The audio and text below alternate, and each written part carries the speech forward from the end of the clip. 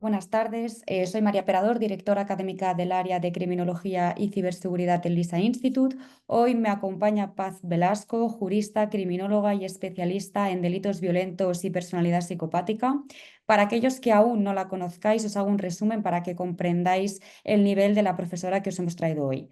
Paz es especialista en delitos violentos y personalidad psicopática. Es autora del podcast para Podimo, Criminalmente, y de los libros Criminalmente, La criminología como ciencia, Homo Criminalis, El crimen a un clic, Los nuevos riesgos de la sociedad actual, Muertes nada accidentales, un decálogo de motivos para matar. Además, es profesora en diversas universidades, ha impartido más de 80 conferencias en España y Latinoamérica en diferentes universidades, instituciones y asociaciones.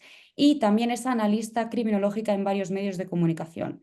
Además, a nivel académico es jurista, criminóloga y tiene un máster en grafística, documentoscopia y falsedad documental. Para mí es un verdadero honor tenerte aquí hoy, Paz. Muchísimas gracias, María. Para mí también es un honor poder compartir algunas de las cositas que sé con todos vosotros. Muchas gracias por esta nueva invitación y es un placer poder colaborar con Lisa Institute, con lo cual, cuando me des la venia, como dicen sus señorías, podemos comenzar. Bien, informaros que Paz, al igual que otros profesores, también es profesora en el máster de analista criminal y criminología aplicada que tenemos en LISA Institute y que tenemos la próxima edición en marzo. Las inscripciones están abiertas, así que a lo largo de esta sesión, Paz os va a ir explicando todo lo relativo a los análisis de delitos violentos perpetrados por sujetos con rasgos de psicopatía, y todos estos temas los tenemos incluidos dentro de este máster, así que os vamos a ir dejando por aquí el link para que si queréis pedir información o queréis apuntaros, pues podáis hacerlo. Antes de empezar con la exposición, Paz, yo sé que tu experiencia abarca múltiples áreas de la criminología, pero concretamente delitos violentos y la psicopatía. Y me Ujú. gustaría saber cómo describirías el impacto social y psicológico que tienen los delitos cometidos por personas con rasgos de psicopatía en comparación con otros tipos de delitos violentos. Pues lo cierto es que es muy curioso porque es muy paradójico. Impactan muchísimos más que desde el punto de vista estadístico son mucho menores los crímenes que suelen llevar a cabo personas que tienen algún tipo de patología mental, porque son crímenes que debido, pues bueno, a esas alucinaciones, a esos delirios, a esas patologías, suelen ser extremadamente violentos, extremos, aberrantes, crueles. Y los recordamos más, ¿por qué? Precisamente por el tipo de escenario que a veces suelen dejar. Y curiosamente, cuando los crímenes que cometen son personas que tienen este trastorno antisocial de la personalidad con rasgos psicopáticos, porque que quede claro desde ya que la palabra psicopatía, la palabra psicópata, este término no aparece ni en el CI-11 ni en el DSM-5, lo que son muy mediáticos, es decir, vivimos en la era casi de la psicopatía mediática. Tú preguntas a alguien que es un político, ¿qué te opinas de? Es un psicópata. Ocurre un crimen en España, bueno, pues digamos con unas características un poco especiales. El autor es un psicópata. Aparece de repente un multicida, es que es un psicópata. Es decir, la psicopatía es una palabra que hoy en día está muy utilizada, está muy manida, se aplica en muchísimas ocasiones en momentos que no se deberían aplicar, porque los psicópatas no todos son letales, no todos son asesinos. Hay psicópatas de éxito, hay psicópatas padres de familia y hay personas con rasgos de psicopatía que no van a cometer un crimen en su vida. Ahora, eso sí. Cuando entramos a analizar la multiserialidad de determinados asesinos con patrones de compulsividad, con rituales, con fantasía, con colocaciones a veces, incluso del cadáver, eso nos llama muchísimo la atención. Y ahí sí que entonces toda la sociedad se queda perpleja ante la cantidad de conductas que puede llevar a cabo un sujeto con rasgos de psicopatía sobre sus víctimas. Hay una cuestión que has comentado que me parece muy interesante que puntualicemos, y es que la figura del psicópata ha sido pues ampliamente representada en la literatura y en el cine, y pues esto, que es muy sensacionalista y todo el mundo lo etiqueta a todos los casos. Entonces, ¿qué mitos o conceptos erróneos sobre la psicopatía crees que es importante que desmintamos?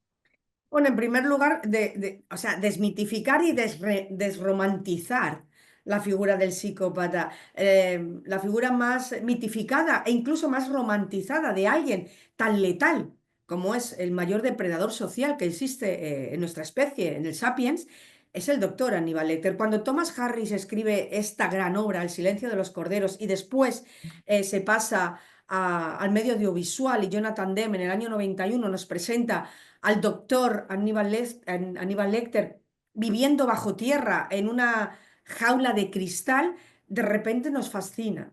Nos fascina un sujeto que es un multicida, nos fascina un sujeto que se come a sus víctimas. Y resulta que en lugar de darnos miedo, de darnos terror, nos termina llamando la atención hasta el punto de que nos interesa quién es Aníbal Lecter. Nos termina fascinando su forma de hablar, su gran cultura, su gran formación académica, su educación. De hecho, dice que solo se come a las personas groseras. Es decir, el Mm. cine, la televisión, las series, los novelistas han mitificado a los psicópatas para que a través, bueno, pues del ocio lleguemos a fascinarnos por sujetos que son realmente peligrosos. Ahora, la cosa cambia a partir del año 2000, 2010.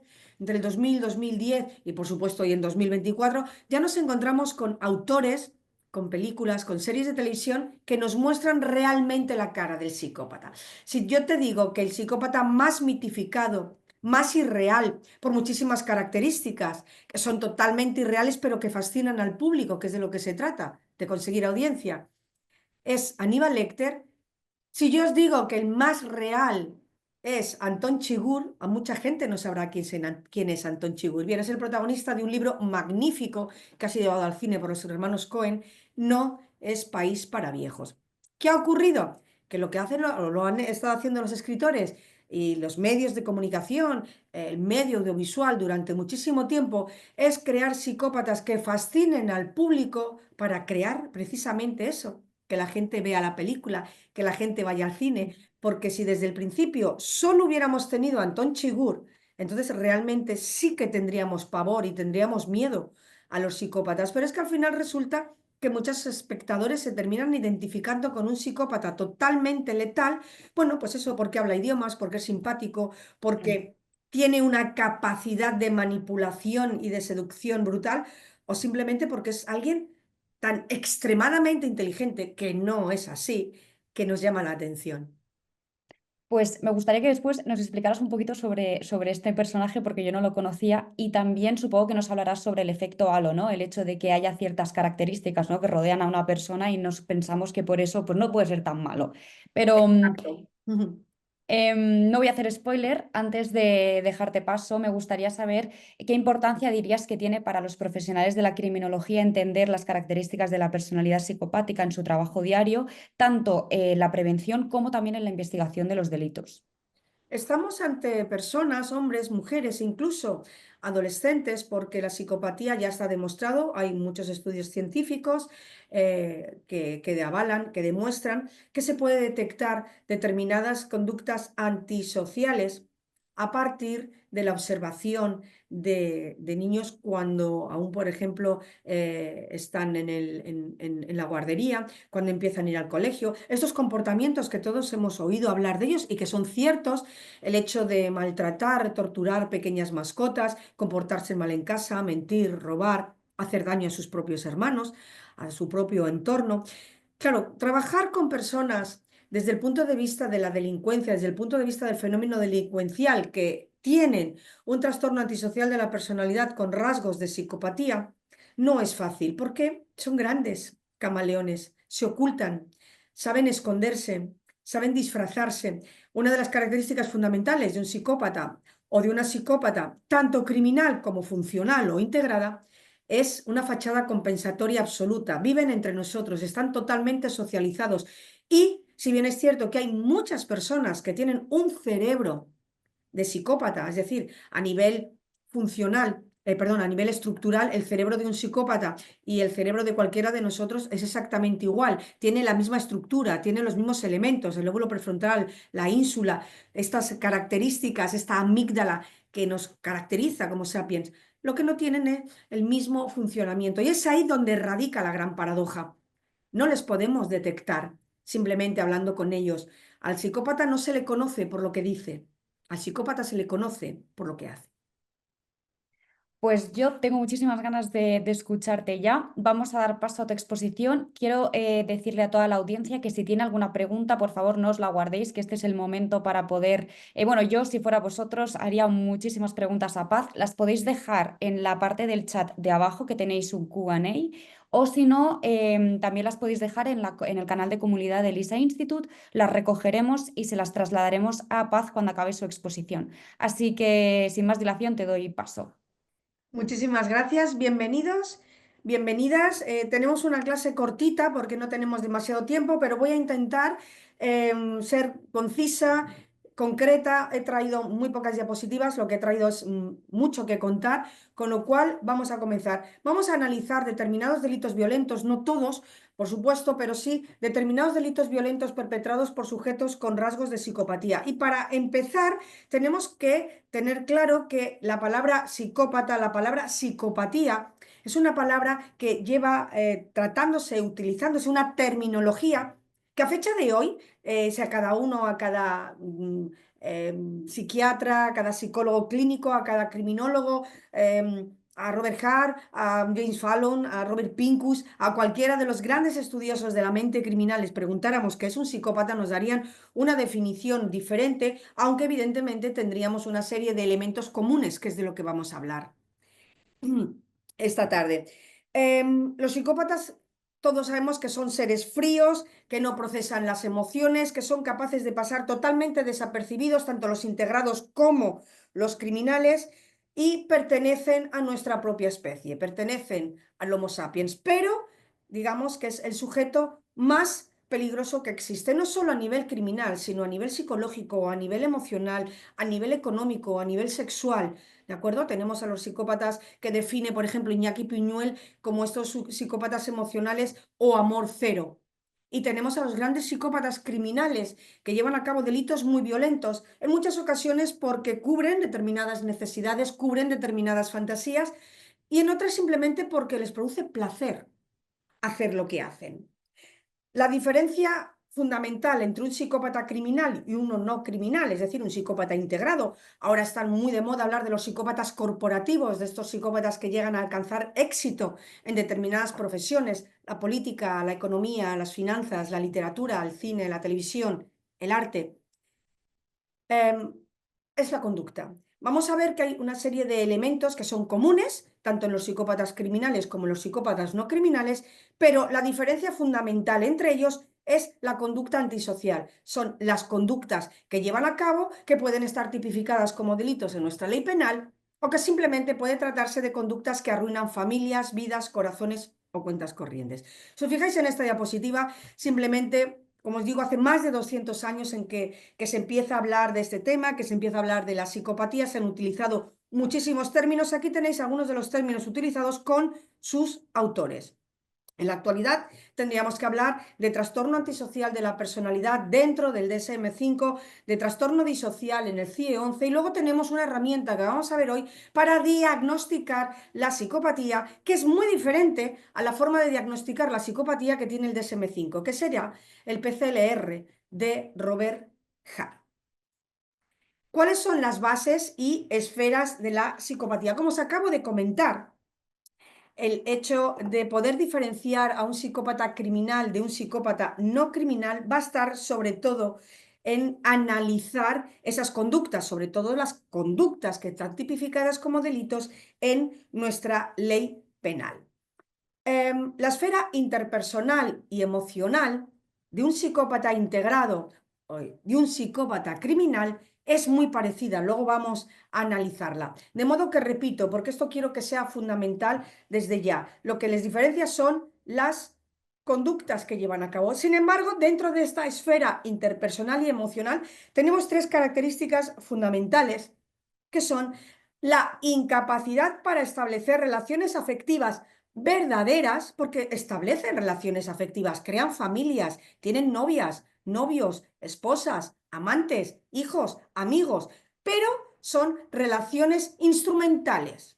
¿De acuerdo? Dos, la falta de empatía. Y algo muy importante, cuando hablamos de empatía tenemos que recordar cuatro tipos fundamentales de empatía. La empatía como término qué significa esa capacidad que tenemos como especie de ponernos en el lugar de otros y tratar de ayudar o tratar de consolar a una persona que está pasando por un mal momento, por una situación.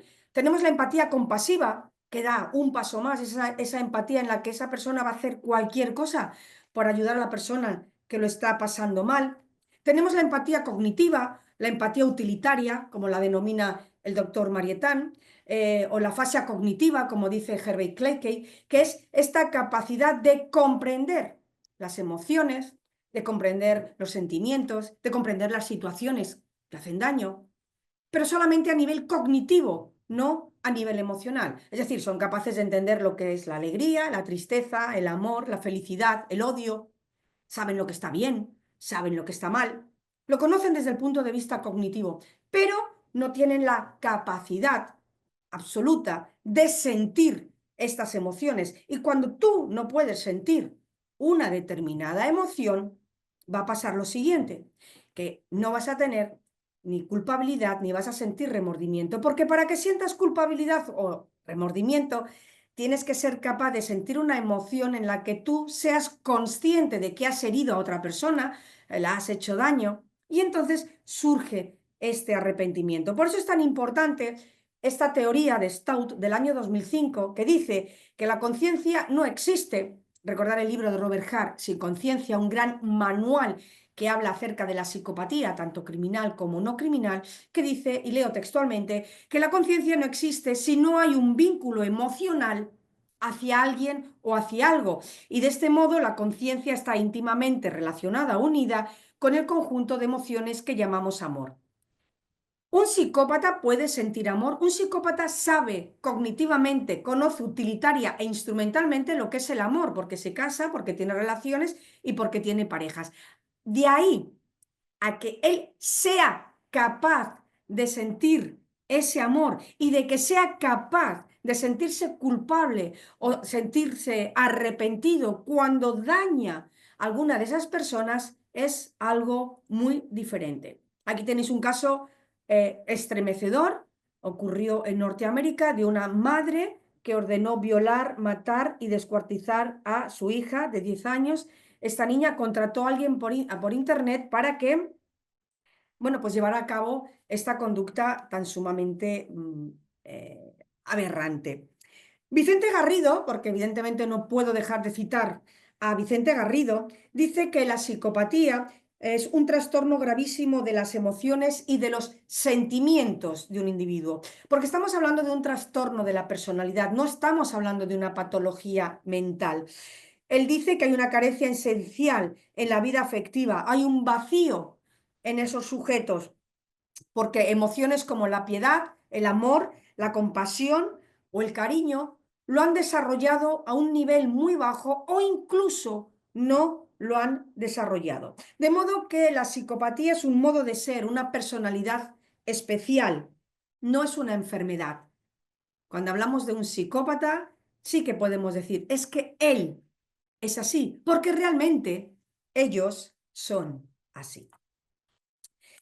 ¿Qué significado podemos dar hoy en día al concepto de psicopatía? Como os he comentado hace un momento, hemos visto que ha habido diferentes terminologías, diferentes términos a lo largo de la historia, diferentes investigaciones. Me voy a centrar en esta del 2008, que tanto Torrubia como Cuquerella afirman que podemos, en la época, en el momento actual, que coexisten, podemos combinar tres tipos de significados distintos del concepto o término psicópata o psicopatía. En primer lugar, para describir una entidad clínica específica. Si bien es cierto, lo repito, que ni en el CIE-11 ni en el DSM-5 aparece la palabra psicópata ni la palabra psicopatía, ellos determinan que sí que sirve para definir una entidad clínica específica caracterizada sobre todo por un patrón de conducta antisocial con distintos rasgos de personalidad, haciendo hincapié en la insensibilidad afectiva, en la falta de remordimiento, la irresponsabilidad y sobre todo la insensibilidad hacia el dolor ajeno y muchos de ellos con una agresividad bastante extrema. Otro significado actual, sinónimo de trastorno de personalidad. Por eso os digo que no aparece la palabra psicópata ni psicopatía en ninguno de estos textos que ya he mencionado. Y por último, como un concepto legal para designar a individuos que llevan a cabo conductas delictivas extremadamente graves, tanto con la víctima viva, hablaremos del sadismo, como con la víctima muerta, conductas que se llevan a cabo post-mortem, considerándolos, por supuesto, imputables y responsable de sus actos. Os recuerdo los dos elementos de la imputabilidad que aparecen en nuestro Código Penal. Se considera que una persona es imputable, es decir, es responsable de sus actos, criminalmente responsable de sus actos, y puede ser juzgada como tal por nuestra ley penal y tener una respuesta punitiva cuando se cumplen dos requisitos. La imputabilidad tiene que primero analizarse este elemento cognoscitivo, que ese sujeto sepa, conozca que lo que está haciendo está mal, que sepa distinguir entre el bien y el mal. Pero también tiene que haber un elemento volitivo, es decir, la intencionalidad, la voluntad de hacer daño, la voluntad, la intencionalidad de llevar a cabo esa conducta delictiva. Esta es la gran diferencia entre alguien que tiene una patología mental en el que puede que no se den estos dos elementos de imputabilidad, por lo tanto serían inimputables, aunque esto no quiere decir que no tengan una respuesta punitiva en un centro penitenciario psiquiátrico, frente, por supuesto, a los psicópatas. Yo creo que estábamos hablando de psicopatía y todos conocéis estos primeros criterios de Harvey Clay, perdón, que surgen en el año, a finales de los años 40. 40, 41, miento, no finales de los años 40, año 41, disculpadme. Son unos criterios que Hervey Clay establece para hablar de una psicopatía integrada, es decir, de sujetos que tienen estos rasgos de personalidad, pero que no terminan cometiendo delitos violentos contra las personas, aunque, como he dicho, pueden convertirse en verdaderas pesadillas para el entorno, para un compañero de trabajo, para la propia familia. ¿Cómo define Herbert Clay a un psicópata? Define al psicópata como un sujeto insensible, asocial, encantador, a veces impulsivo, otras veces violento, siendo el más peligroso de los criminales, el más depredador de los políticos y el negociador con menos escrúpulos. Está claro que está definiendo a estos psicópatas integrados, estos psicópatas de éxito, que por cierto os recomiendo que leáis el último libro de Vicente Garrido referente a la psicopatía integrada y a cómo llegan a controlar determinados círculos de poder muy importantes. Según Clay, es incapaz de amar, una notable ausencia, por supuesto, de culpa y remordimiento y una carencia hacia las reacciones afectivas. ¿Cuál es la característica principal, según Hervey Clay, del psicópata integrado? Lo que él denomina afasia semática, la incapacidad de entender y expresar sentimientos y emociones. Y damos un paso más. ¿Por qué? Porque después surge esta herramienta de diagnóstico de Robert Hart. La primera se hace en el 85, la revisada se hace en 1991.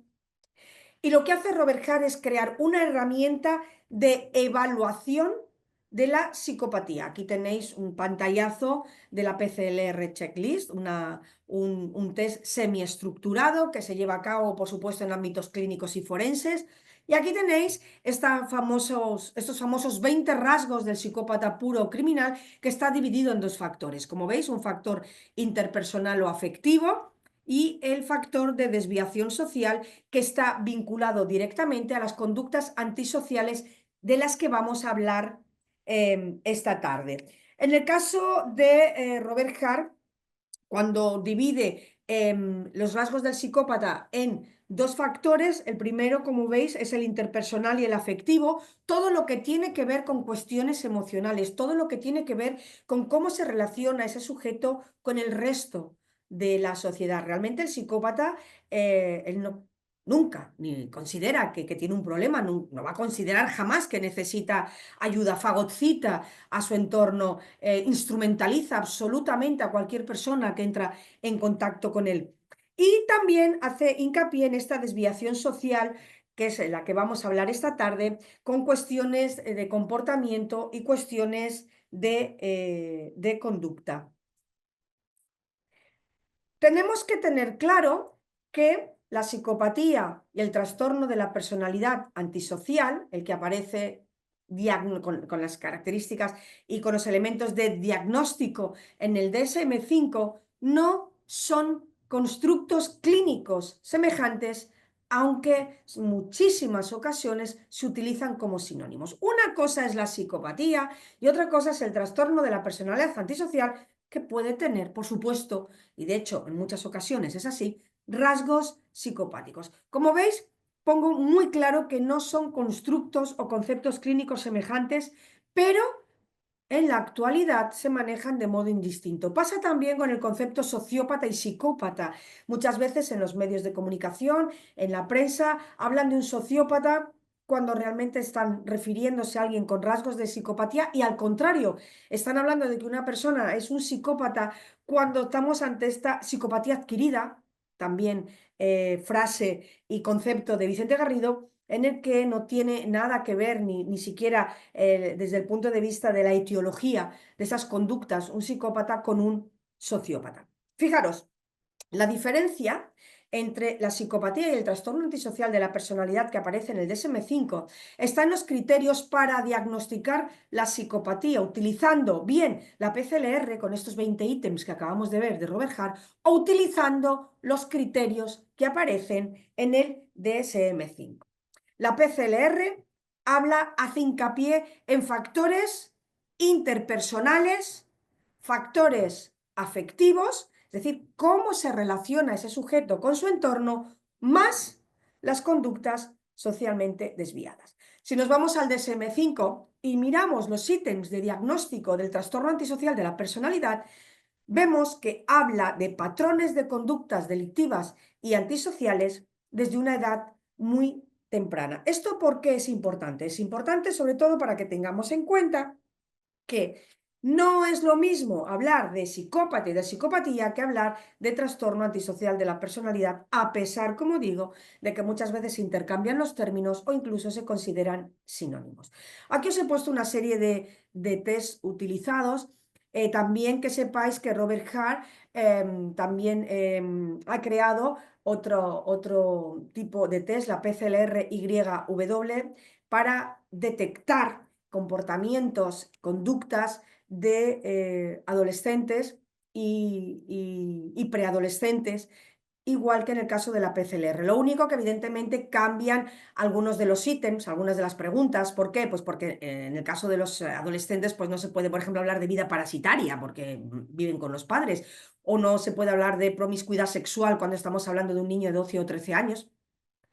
Habitualmente, tenemos casos en los que sí, evidentemente, de modo que lo que hace en esta PCLR aplicada a menores de edad y a preadolescentes es cambiar alguno de los ítems. Y aquí tenéis otros test utilizados en la evaluación de la psicopatía infantil y juvenil para que simplemente tengáis idea de ellos y los conozcáis. Vamos a hablar de los factores de la psicopatía. Como os he dicho, a los psicópatas no se les puede identificar por su aspecto, por su profesión. Ojo, desde el libro que escribió Kevin Dutton, que tuve el honor de hacerle el prólogo, y el último libro, repito, que no podéis dejar de leer, de Vicente Garrido, el psicópata integrado, ya nos dan ambos escritores, ambos investigadores, ambos profesores universitarios, ideas muy claras de cuáles son las profesiones en las que estos sujetos, estos psicópatas integrados, se sienten más cómodos. El psicópata, como os he dicho antes, es el ser humano más peligroso que existe. Estamos ante un sujeto con un comportamiento violento, un comportamiento agresivo, y el hecho de que pueda expresar verbalmente y las conozca todas las normas sociales, todas las normas morales, puede incluso a veces comportarse de modo ético, pero no sea capaz de comprenderlas ni de obedecerlas, se debe, siguiendo también a Vicente Garrido en su investigación del año 2000, a dos factores disfuncionales. Y son dos factores disfuncionales de la personalidad. Una, el factor conductual. Se caracterizan por la impulsividad, la constante búsqueda de nuevas sensaciones que experimentar, adrenalina. Vamos a ver ejemplos cuando hablemos de los delincuentes violentos y sus motivaciones. Y luego este segundo factor, el emocional o afectivo, la frialdad, el egocentrismo, el narcisismo, la falta de empatía, la manipulación, la mentira, la seducción y sobre todo una manera excelente de instrumentalizar a las personas y de instrumentalizar a su entorno. ¿Cuáles son los rasgos? Supongo que de esta imagen que tenéis aquí conocéis a la gran mayoría. ¿Por qué he puesto a los norteamericanos? He puesto a los norteamericanos porque no quería centrarme ni hablar de casos que no fueran conocidos o que no estuvierais muy claros, de modo que yo creo que, bueno, todo el mundo sabe quién es John Wayne Gacy, todo el mundo sabe quién es Jeffrey Dahmer, Gary Ridgway, BTK o Ted Bundy. Vale, ¿cuáles son los rasgos del psicópata? Esto voy a haceros un resumen que vamos a aplicar después a los diferentes delitos. Predisposición biológica a la crueldad, de modo que el ambiente donde crecen es un factor esencial para poder o limitar este impulso primario y finalmente convertirse en un psicópata integrado o en un psicópata criminal como estos ejemplos. Tiene una gran deficiencia de la parte emocional y esto se ve en el cerebro. No vamos a entrar a hablar de neurocriminología, ni vamos a hablar del cerebro del psicópata, ni vamos a hablar de biología cerebral, pero sí sabemos que la amígdala, que el lóbulo prefrontal, que la ínsula son tres partes del cerebro que a ellos les funciona de diferente manera. Y les funciona de diferente manera, que puede ser de modo innato, desde que se nace, o de modo adquirido, porque se sufre un golpe, se sufre una lesión, o incluso en el caso de Richard Whitman, un tumor cerebral hizo que su forma de ser y su personalidad cambiara, convirtiéndose en un asesino múltiple en un solo acto. Relaciones. Las relaciones con los demás son falsas, no son auténticas, son superficiales, vacías, no hay verdaderas emociones. Observan a los demás, son capaces de descifrar las señales, son grandes imitadores de emociones, son capaces de llorar, por supuesto, saben cuándo hay que llorar, saben cuándo hay que pedir perdón, utilizan las lágrimas y utilizan la palabra perdón, la palabra te quiero, la palabra lo siento, también de modo instrumental. Pueden fingir remordimientos, pueden fingir amor, pueden fingir pena. En sus relaciones personales, y hablo de entorno personal, sentimental, sexual, emocional, profesional, son grandes manipuladores, son carismáticos, seductores, y no hablo solo de seducción a nivel personal. Conocemos a personas, todos conocemos en la vida, nos hemos cruzado y nos cruzaremos con muchos psicópatas integrados. Recordar que la psicopatía es gradual, no es que se tenga un botón de si eres psicópata o no eres psicópata, sino que hay mayor grado de psicopatía o menor grado de psicopatía, pero nos vamos a encontrar, de hecho, con unos cuantos a lo largo de nuestra vida personal, de nuestra vida incluso a veces familiar y profesional. Utilizan la mentira, el engaño, la seducción, saben cómo llevarse a las personas a su terreno y tardan mucho en ser detectados, sobre todo los integrados y mucho menos, por supuesto, los criminales debido al rastro de víctimas que dejan. Pasan inadvertidos, se camuflan, son grandes camaleones, son los hombres de las mil caras. Saben utilizar su máscara. Es muy interesante el libro de Iñaki Piñuel que os recomiendo que leáis, Amor Cero, o también uno de Vicente Garrido, que se titula, que se me acaba de ir el título, Amores que matan, en el que hablan de estos psicópatas emocionales y cómo son capaces de fagocitar a su víctima, que es su pareja, hasta hacerla casi desaparecer. Llevan una vida aparentemente normal. De hecho, un BTK estaba casado, John Wayne Gacy también, y tenía su propia empresa. Gary Ridgway llevaba una vida completamente normal. Ted Bundy era súper simpático, tuvo una relación durante mucho tiempo con una mujer y adoraba a la hija de esta mujer. Jeffrey Dahmer es el que, digamos, más nos chirría a la hora de haber tenido una serie de comportamientos en su postadolescencia que sí que nos pueden llamar la atención, pero pasan totalmente desapercibidos.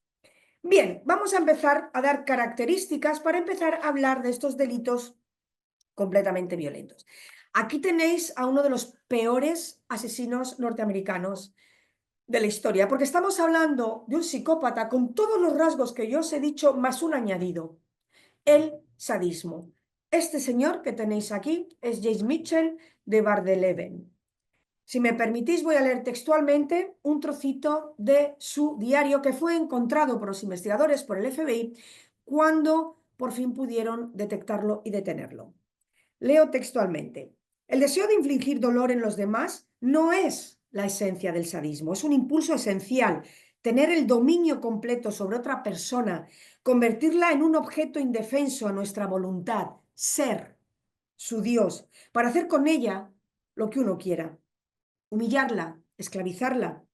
Son métodos para alcanzar este objetivo y el objetivo radical más importante es hacerla sufrir, ya que no existe mayor poder sobre otra persona que el de infligir dolor en ella para obligarla a someterse, a sufrir, sin que sea capaz de defenderse. El placer en la completa dominación sobre otra persona es la verdadera esencia del sadismo. A pesar de que Krafft Ebing, que hablaremos ahora de él, ya dio a finales del siglo XIX una definición de sadismo, este diario de este sujeto, aquí tenéis una parte de algunas de sus anotaciones, tenéis unas fotos de algunas de sus víctimas, es realmente esclarecedor. Estamos ante un psicópata, criminal, sádico. Como os he dicho, este texto forma parte de este diario. Los objetivos de este agresor sádico y presunto asesino en serie, porque ahora veréis por qué digo presunto, eran dominar y ejercer un control absoluto sobre sus víctimas. En el registro, además del diario, que os puedo asegurar que es complicado de leer, más complicado de leer que el libro La Venus de las Pieles, del famoso von Masoch, el que creó, bueno, del que nace la palabra masoquismo, se encontró una cinta de audio en la que se oía cómo estaba torturando a una mujer, en la que suplicaba una y otra vez que por favor acabara con su vida, fotografías, muchísimas fotografías sexuales explícitas de las jóvenes que secuestraba, escritos sobre sus sentimientos, sus planes, que estaba construyendo una celda para sus juegos, y un vídeo donde escenificaba guiones, acting out, este elemento tan importante antes de cometer un primer acto delictivo, este concepto de análisis conductual, todas las conductas antes de cometer el primer delito, y luego lo recreaba, él mismo creaba el guión. No os podéis imaginar la cantidad de asesinos y asesinas que han escrito diarios, que han hecho bocetos, que han hecho dibujos, que han traspasado sus fantasías a un papel. Fue condenado por varios delitos de secuestro, violación y fraude, pero nunca se pudo demostrar que de Bar-de-Leven matara a una sola de sus víctimas. Hazelwood, cuando lo entrevistó, se refirió a él diciendo, leo textualmente, el sádico sexual mejor documentado desde el Marqués de Sade. Como os digo, a finales del siglo XIX aparece este manual de Richard Broncaft Evin, un manual que habla de todas estas psicopatías sexuales, habla de parafilias, parafilias patológicas, y nosotros nos vamos a centrar en esta, nos vamos a centrar en el sadismo. La primera persona que define el sadismo como una parafilia patológica, y una parafilia patológica que hace perder el libre albedrío del sujeto, ahora veremos por qué, es este psiquiatra. ¿Cómo define por primera vez el sadismo? Es la experiencia de sensaciones sexuales placenteras, por supuesto, incluido el orgasmo, producidas por determinados actos de crueldad, castigo corporal, torturas, humillaciones, terror psicológico, ahora veremos un libro que os recomiendo que leáis, observando a otros, ya sean animales o seres humanos. El sadismo de lo que se trata es de obtener la gratificación, la excitación primero y después la gratificación sexual a través de producir e infligir dolor físico o psicológico a otra persona. En la investigación de Soria y Mora del año 2013, muy interesante, podéis leerla, si alguien quiere esta investigación os la puedo pasar, dice que también puede consistir en un deseo innato de humillar, lastimar, herir o incluso destruir a los demás con el fin de crear placer para sí mismo. Cuando hablamos de sadismo, tenemos que hablar de una serie de elementos, de una serie de características. Ya hemos visto cuál es el concepto. El agresor, de modo intencionado, busca el sufrimiento de la víctima. Es requisito sine qua non que la víctima esté viva y consciente. Cuando estamos ante una situación de infligir determinadas heridas, llevar a cabo una evisceración, la enucleación de la víctima o cualquier otra conducta post-mortem, aquí vamos a hablar hoy de ello, pero no estamos hablando del sadismo como tal, porque, repito, el requisito sine qua non para hablar de sadismo es infligir dolor físico, psicológico, humillar, atemorizar a una víctima viva y consciente. ¿De acuerdo? ¿Cuáles son los elementos del sadismo en el caso, por ejemplo, del asesino, perdón, del sujeto, del delincuente que acabamos de ver y que está vinculado a los sujetos con rasgos de psicopatía? En primer lugar, el tiempo. ¿A qué me refiero con el tiempo? En que los agresores y los asesinos sádicos, como puede ser el asesino de Elizabeth Short, la Dalia Negra, a fecha de hoy sigue habiendo teorías, pero no sabemos exactamente si el nombre que se ha barajado es el verdadero autor, se toman su verdadero tiempo. ¿Por qué? Porque con lo que ellos están disfrutando es realmente con todas las conductas que están llevando a cabo sobre la víctima. No estamos ante una muerte inmediata, no estamos ante una violencia emocional o expresiva. Podemos estar ante una violencia instrumental desde el punto de vista de que puede estar llevando a cabo cortes, torturas o cualquier otra situación que por supuesto produzca dolor físico durante todo el tiempo posible, porque a más tiempo, más excitación y más gratificación. Necesita controlar, dominar, hacer sufrir a la víctima para prolongar tanto la excitación como el placer. ¿Por qué? Porque el asesinato no es la finalidad. La finalidad es obtener placer a través de infligir dolor o miedo. Uso de la violencia expresiva. ¿A qué me refiero? He dicho antes que puede haber violencia expresiva o violencia instrumental desde el punto de vista de que la violencia se emplee para obtener ese placer. Violencia expresiva o la hot violence. Sabemos que este tipo de violencia no es necesaria para cometer el delito, es una violencia adicional. Aquí podemos vincularlo tanto con el concepto del Código Penal ensañamiento o con el concepto criminológico overkill. Es decir, va a llevar a cabo una serie de conductas, de torturas, de cortes, de actos con determinadas herramientas, determinadas armas, determinados elementos para provocar un intenso sufrimiento físico y psicológico a la víctima. Eso es lo que busca realmente. Subjetividad. La intencionalidad y el sadismo son elementos subjetivos. Están en la mente del agresor sexual o del homicida sexual. Hoy vamos a diferenciar entre agresores sexuales psicópatas y homicidas sexuales psicópatas, porque vamos a ver que son diferentes.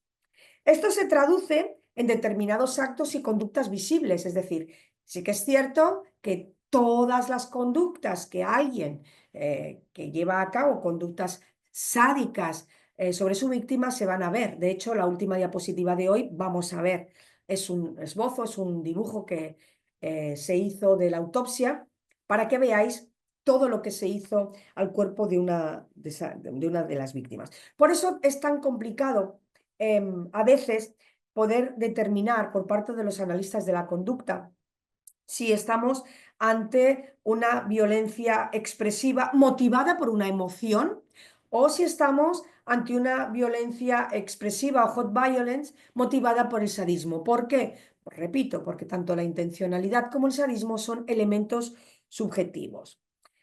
Miedo, control y dominación es lo que él busca. Cuanto más miedo hay, más control hay sobre la víctima, más dominación y más dolor, más excitación y más gratificación sexual sentirá ese sujeto.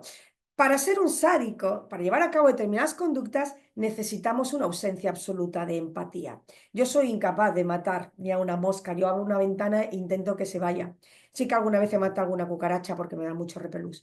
Pero ya me entendéis. Me refiero que para llevar a cabo las conductas que vamos a ver hoy, evidentemente no solo tienes que cosificar a la víctima, tienes que ver un objeto, tienes que ver algo que te va a producir placer a través de las conductas que tú vas a llevar a cabo. Y por último, importantísimo, como he dicho, la víctima tiene que estar viva, la víctima tiene que estar consciente.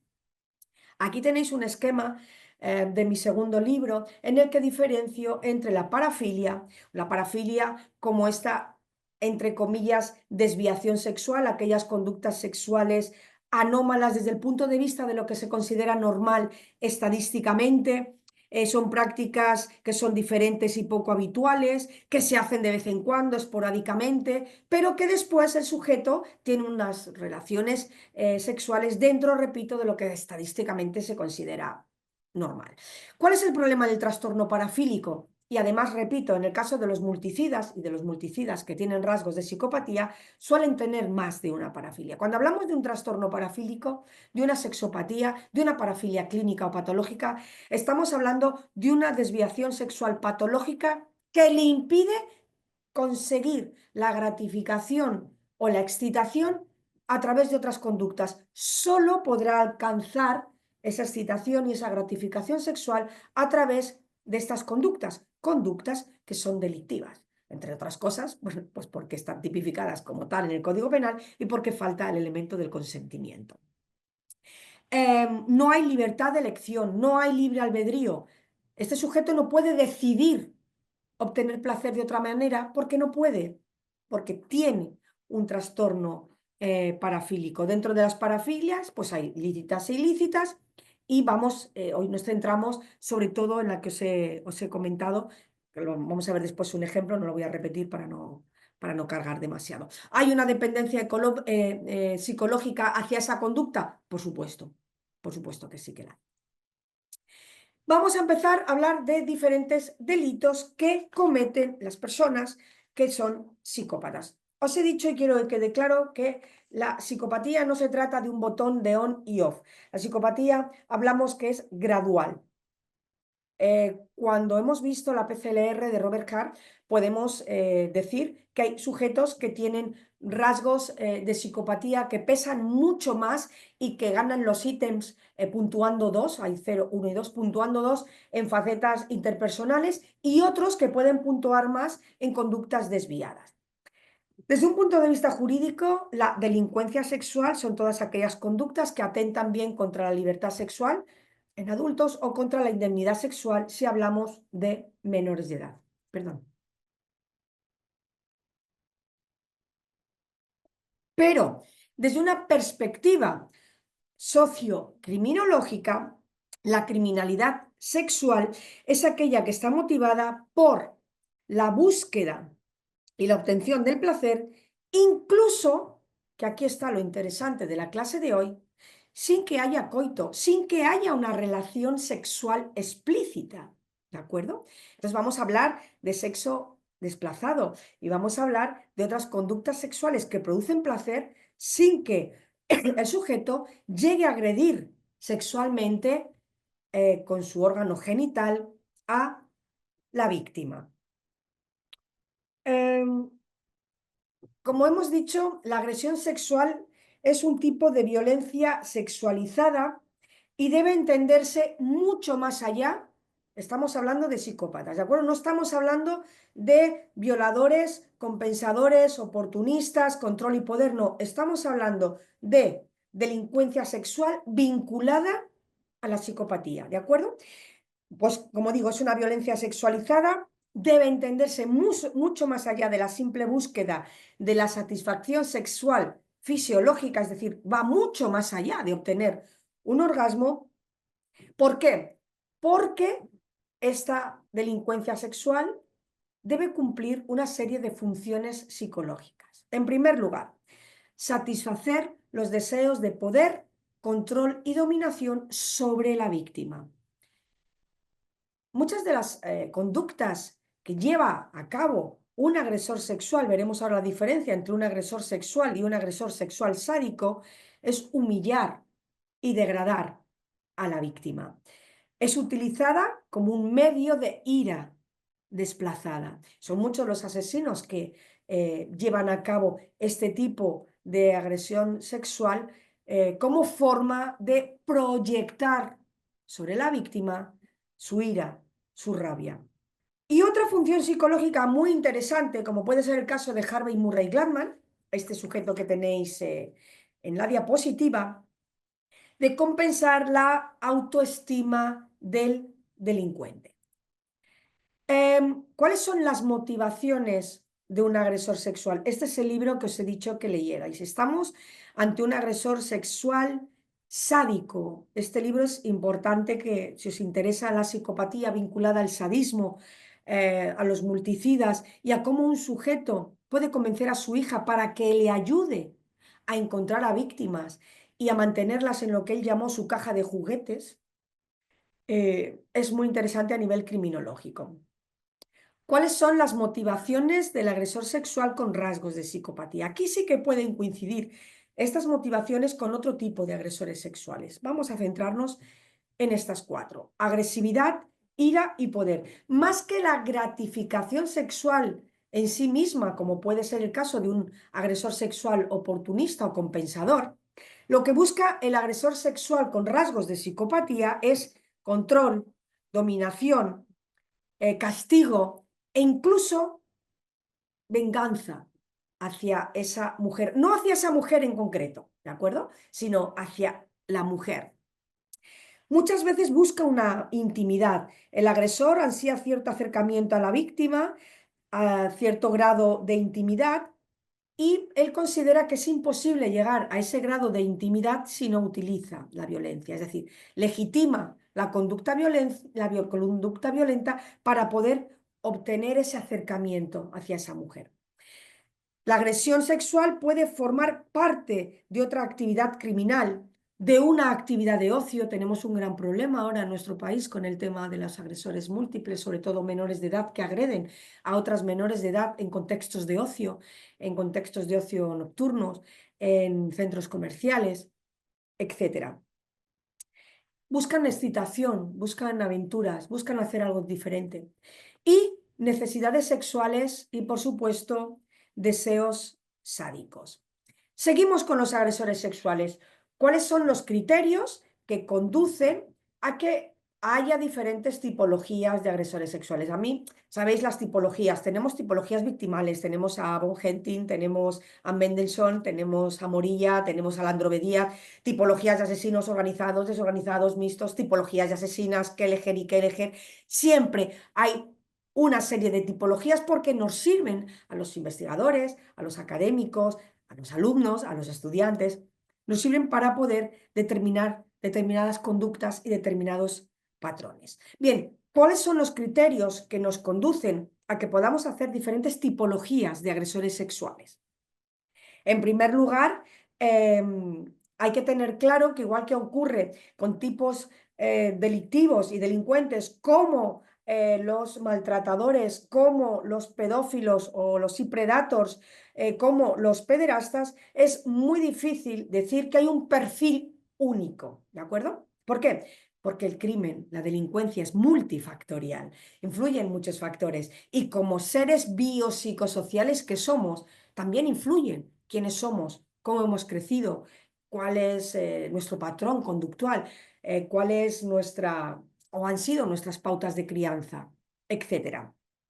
Bien, ¿cuáles son los criterios para poder hacer tipologías de agresores sexuales?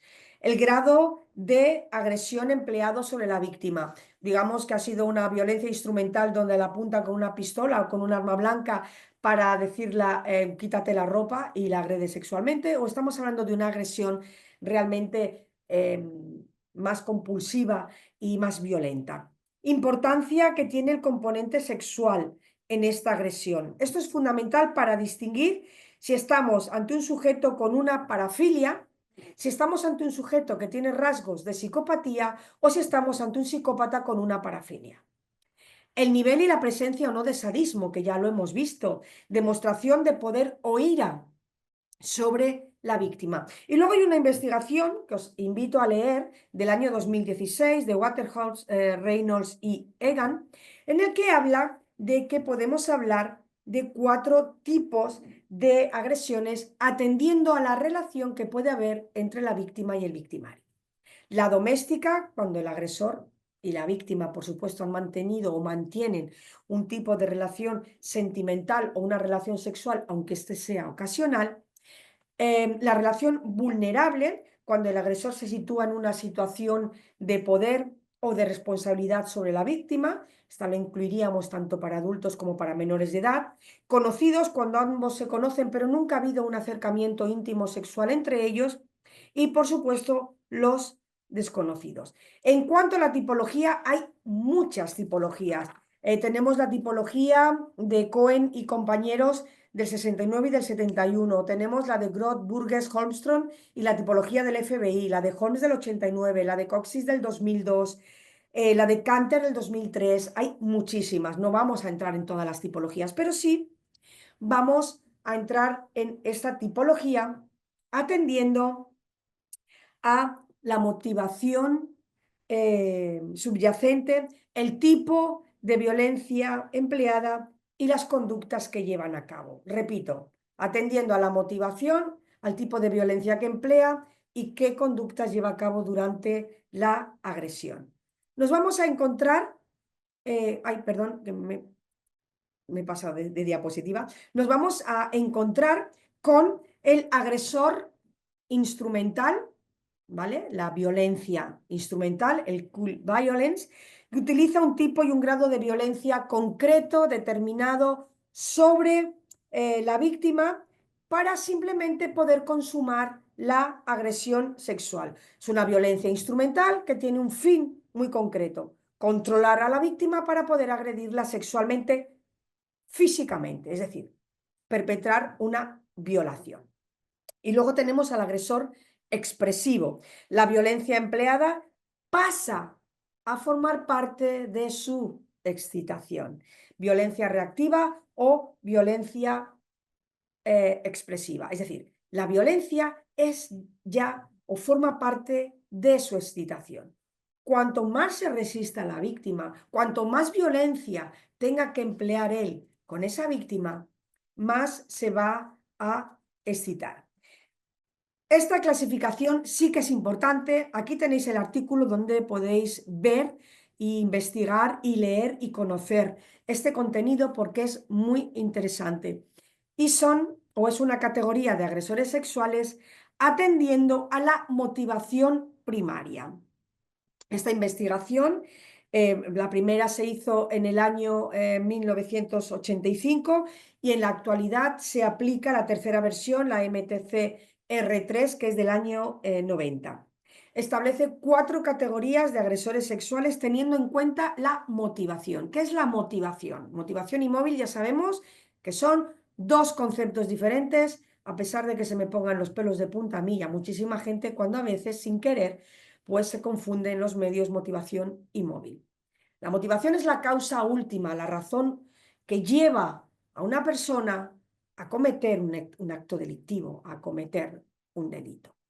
Nos encontramos con el oportunista. El oportunista, esta agresión sexual predatoria, impulsiva, que busca la gratificación sexual inmediata, en ese momento. ¿De acuerdo?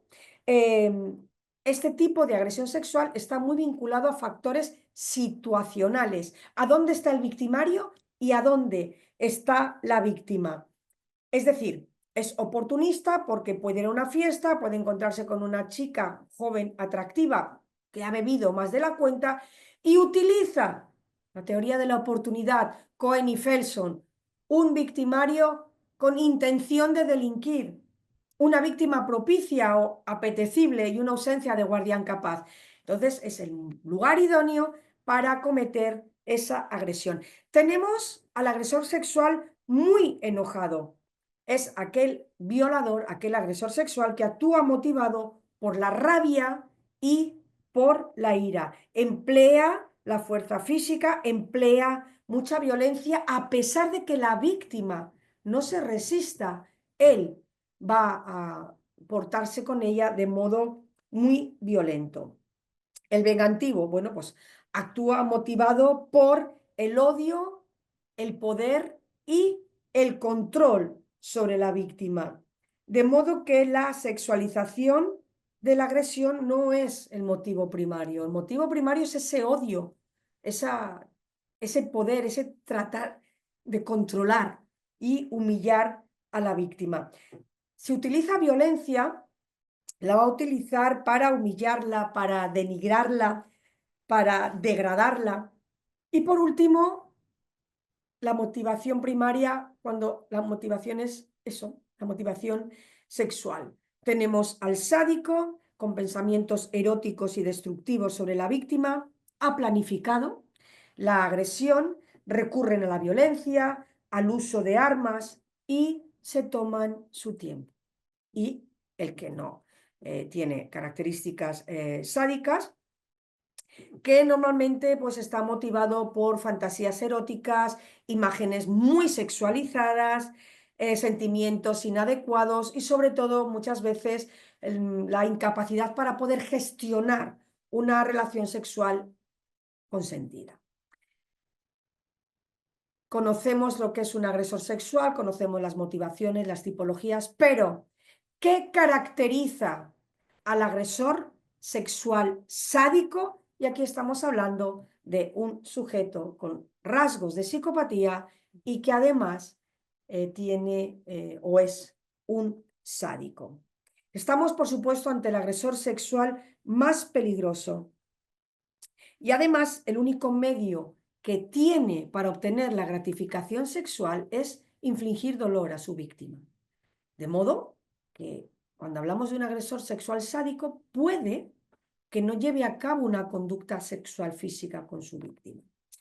¿Cuáles son los elementos que caracterizan a un agresor sexual sádico con rasgos de psicopatía? Uno de los principales elementos, las fantasías.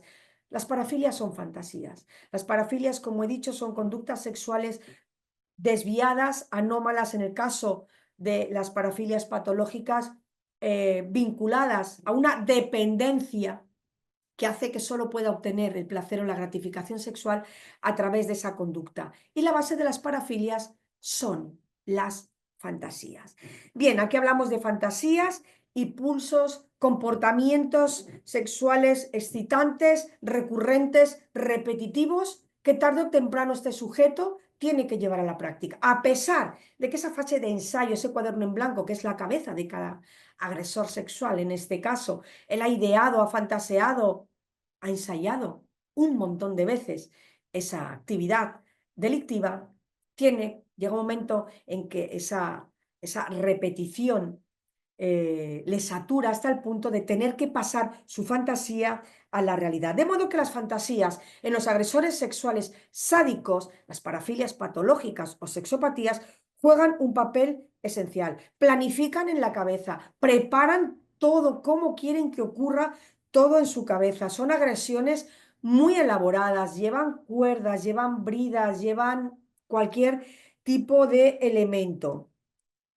El fin de la agresión sexual es escenificar la fantasía con la que ha estado trabajando durante años. En el caso que hemos visto antes, Harvey Murray Gladman estuvo fantaseando durante 15 años. Lleva a cabo una fase de ensayo cuando es un preadolescente, luego hay una fase de acting out y por fin comete su primera violación y su primer asesinato. La agresión sexual tiene como objeto humillar, degradar, denigrar a la víctima, pero sobre todo hacerla sufrir. Puede llevar a cabo actos de tortura siempre con la víctima consciente y viva. El patrón de las heridas es muy particular: incisiones, cortes, golpes, mutilaciones, heridas que no sean mortales. ¿Por qué? Porque su intención es obtener el máximo placer durante el máximo tiempo posible, como os he dicho antes, por eso no tienen prisa. La satisfacción sexual de un agresor sexual sádico es ascendente según las heridas y la cantidad de tiempo que esté torturando a la víctima. Violencia estereotipada y ritualista. Lo que quiere es infligir dolor a la víctima. El hecho de agredirla sexualmente con su órgano genital es lo que menos le interesa, porque él ya va a obtener el orgasmo a través de sus conductas sádicas. Y su violencia irá increciendo, lo que le puede terminar convirtiendo en un agresor sexual sádico serial. Cuando hablamos del homicidio sexual, hasta aquí hemos hablado de agresores sexuales que en algunos casos no matan a sus víctimas. Ahora vamos a hablar del homicidio sexual. Debemos de diferenciar, antes de nada, entre el homicidio cometido tras haber agredido sexualmente a una víctima, el caso de Diana Kerr por José Enrique Abuin, el Chicle, y el homicidio sexual. Son dos cosas diferentes. Una cosa es agredir a la víctima y después asesinarla para evitar ser detenido o reconocido. Ya sabéis que esto en la reforma del Código Penal del 2015 se incluyó como en artículo 142 como una conducta tipificada para tener la respuesta punitiva de la pena de prisión permanente revisable. Y otra cosa es el homicidio sexual. Un homicidio sexual se caracteriza porque se mata por motivos sexuales, porque lo que se erotiza es la muerte de la víctima. Lo que se erotiza es el propio acto de matar. Perdón.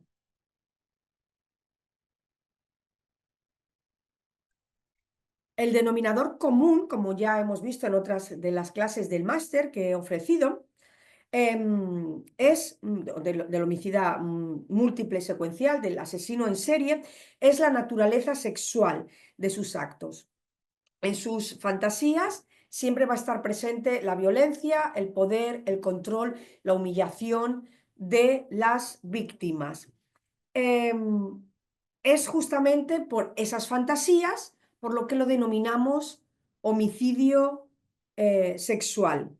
Incluso en aquellos casos, como vamos a ver, en los que no se ha producido una penetración en la víctima, pero también se considera un homicidio sexual.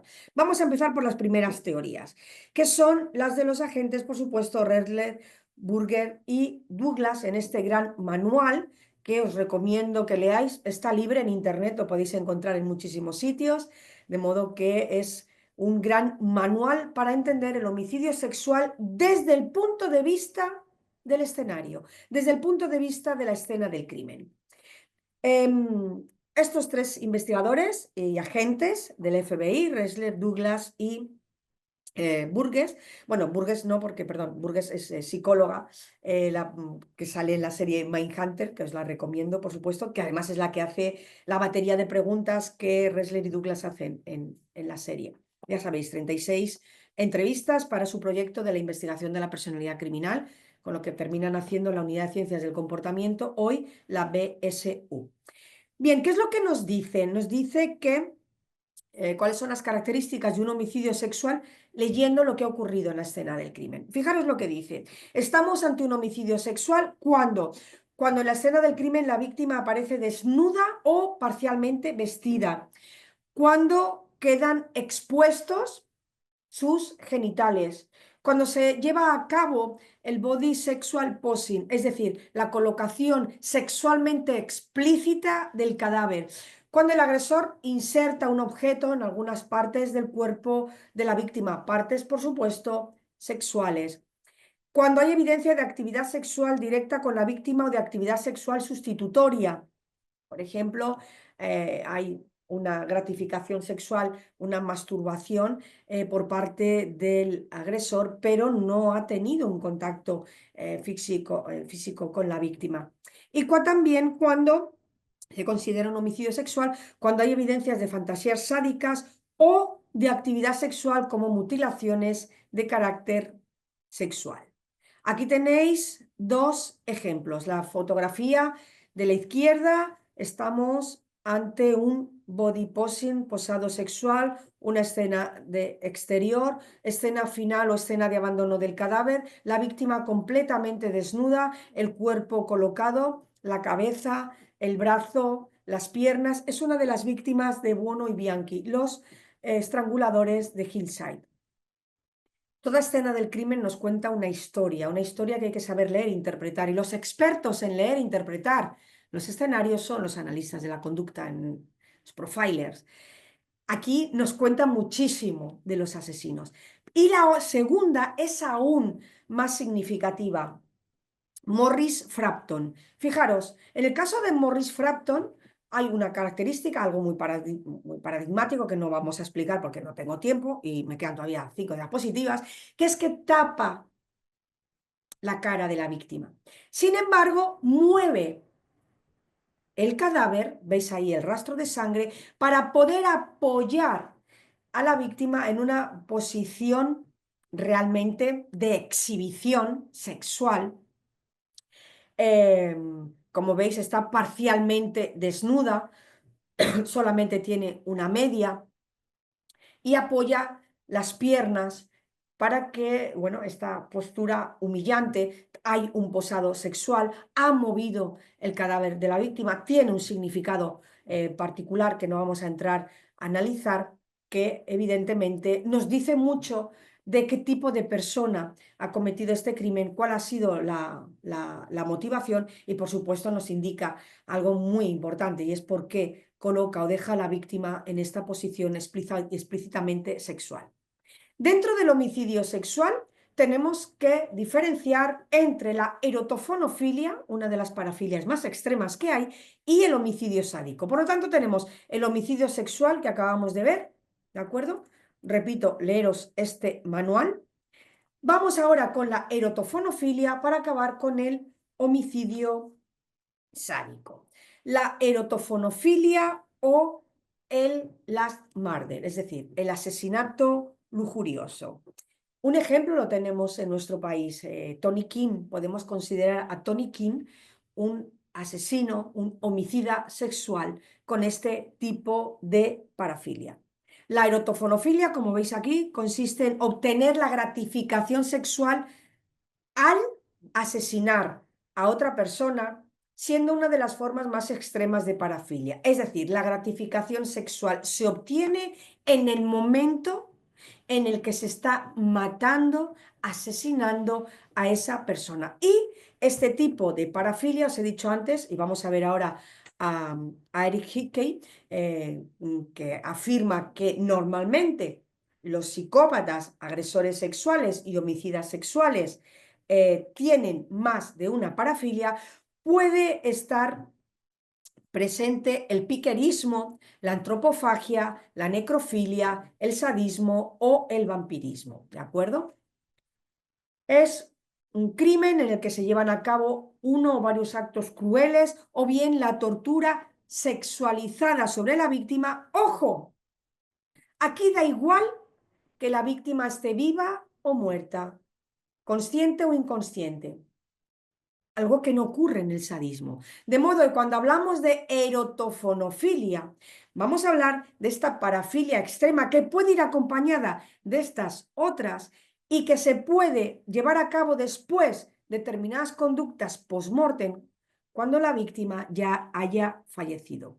Supone, según la investigación de McClelland del año 2010, supone llevar a cabo determinadas conductas sádicas aparentes. Hemos dicho que el sadismo es un elemento intencional y subjetivo. Aquí hablamos de conductas sádicas aparentes, con lo cual no estamos hablando de sadismo como tal, que se basan en un comportamiento sexual motivado y asociado ¿a qué? a los deseos psicológicos del agresor. ¿Y a qué se vinculan los deseos psicológicos del agresor? A las fantasías. Este que tenéis aquí, Eric Zicke, yo tengo estos 3 libros, me he comprado un montón, en los últimos 4 o 5 años he comprado un montón de libros a través de Amazon Norteamérica, la pega, que tardan en llegar un mes y medio. La ventaja, que suelen ser de bibliotecas que desaparecen y te los venden a un precio excelente. Sabéis que es doctor en psicología forense, está especializado en la investigación de homicidios seriales sexuales, en las diferentes parafilias criminales y determina que estos tipos de homicidios sexuales tienen como objetivo el rapto, la tortura, la agresión sexual y la muerte de sus víctimas. Afirma en el primer libro, Crímenes sexuales y parafilias, este que tenéis en el fondo que es como un ojo, que el agresor no solo tiene el impulso de matar a su víctima, quiere devastarla.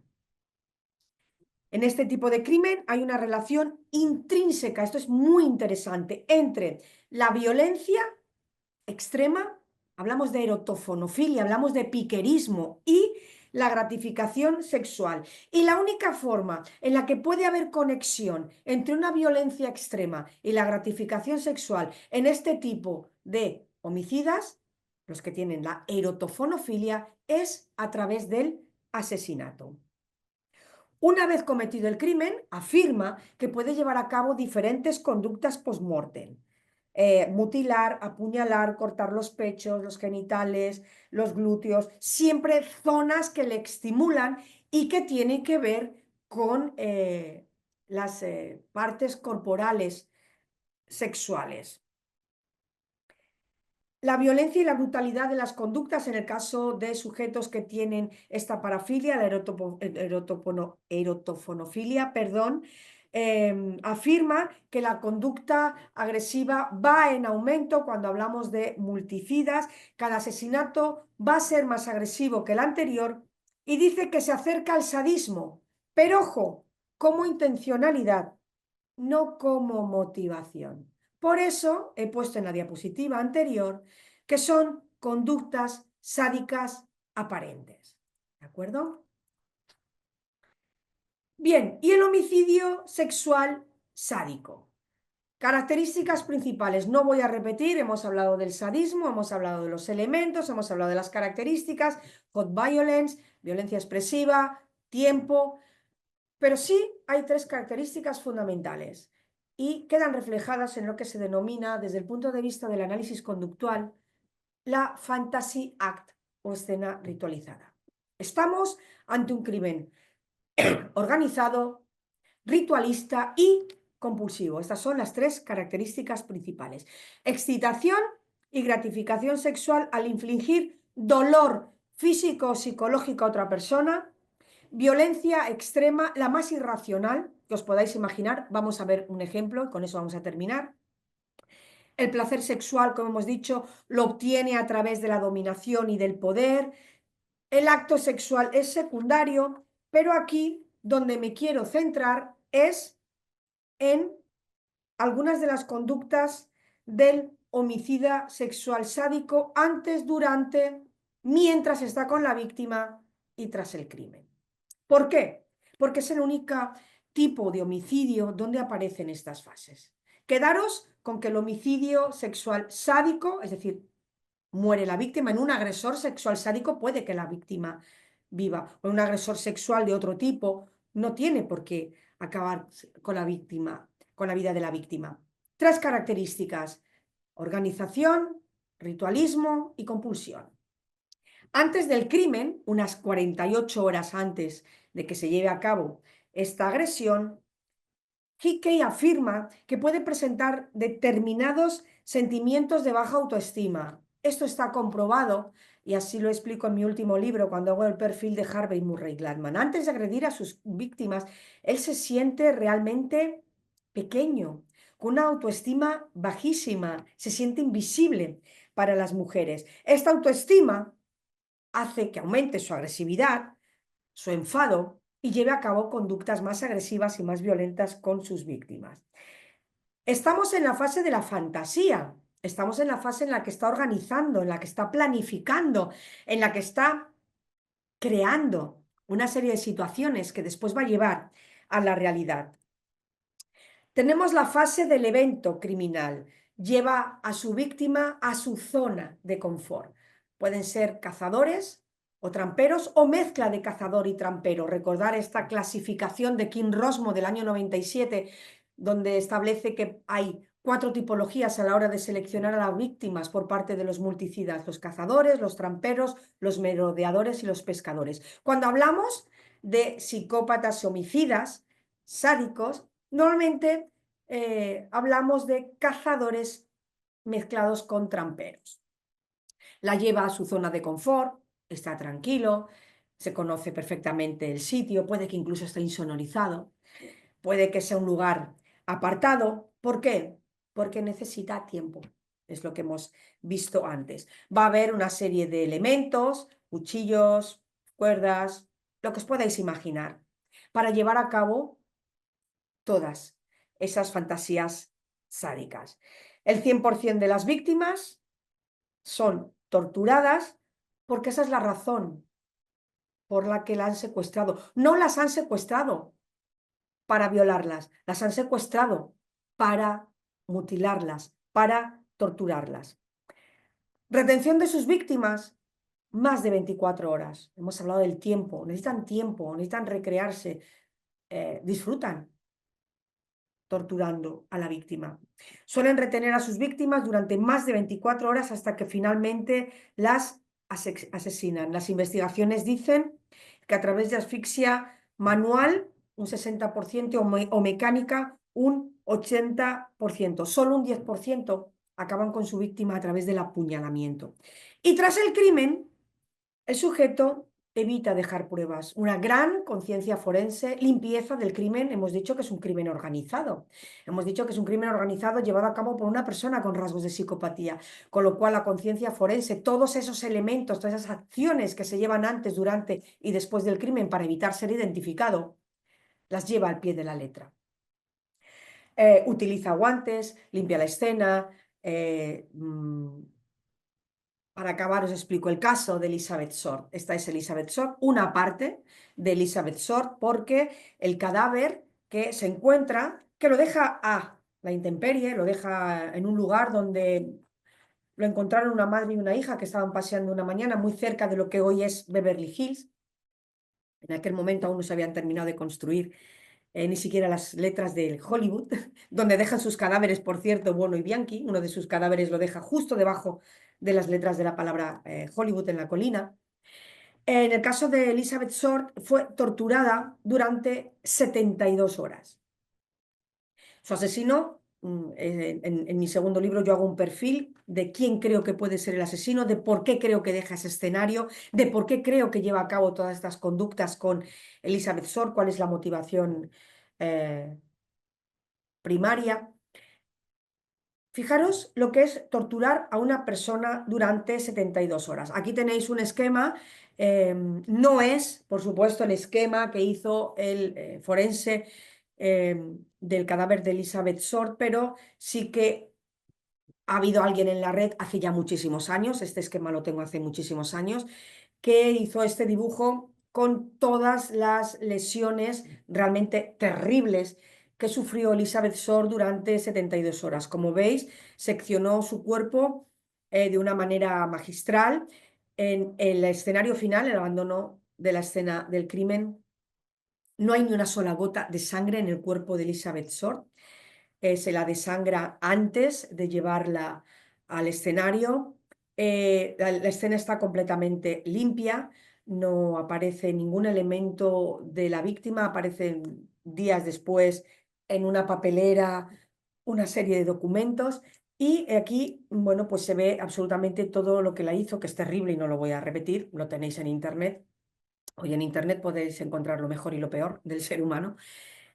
Pero a lo que voy es que estamos ante un homicidio sexual sádico. Gracias, como os ha comentado antes María, estas son las 3 obras. Estoy trabajando en mi próximo libro.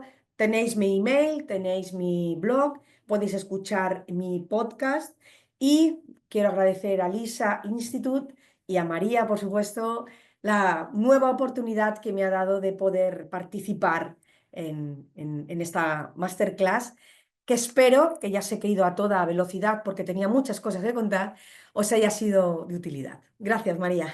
Bueno, muchísimas gracias, Paz. La verdad es que me he quedado un poco en shock con la última, con las fotos de la última víctima y digo, madre mía, cómo acabe así. Pero muchísimas gracias, ha sido una explicación magistral. Tenemos bastantes preguntas. Voy a hacerte una que me parece muy interesante y es de Susana Gracia, de Lucas, que nos dice que como criminólogos, ¿en qué medida estos sujetos con rasgos psicopáticos que cometen delitos violentos son reinsertables, teniendo en cuenta su clara motivación, ausencia de empatía, quizá no cognitiva, pero sí emocional, etcétera?